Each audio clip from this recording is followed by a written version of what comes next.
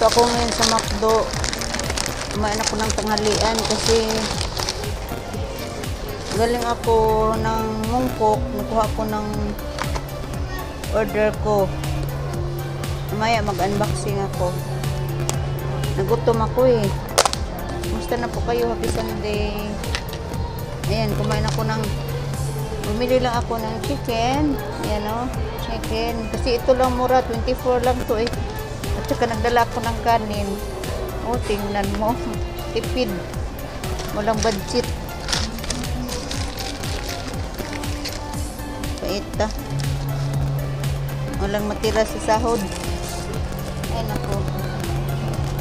Yan tayo mga kalods.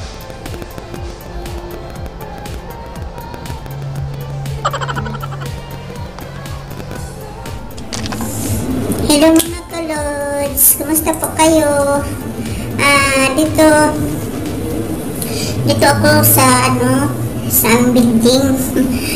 galing ko lang sa labas. Nakuha ako ng pick up ko, yung tripod. May tripod na tayo mga kalods for vlog. Salamat sa nag-subscribe sa akin, mga unique viewers, mga likers. Maraming salamat po sa inyo.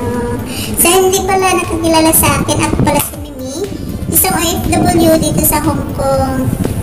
Tapos, pa-subscribe na po sa mga videos ko na ina-upload ko. You can check the playlist on my YouTube channel. Thank you everyone!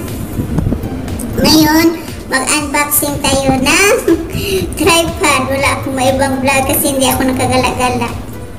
Ito yung kinuha ko sa Mungkok. Shout out kay Mabil. Ito siya nag-ano sa akin. Siya nakuha nito Kikan Central. Tapos sinat niya sa nag-meet kami sa Mungkok. Ito yung tripod. Mag-unboxing tayo ngayon. Atong bubuksan natin to.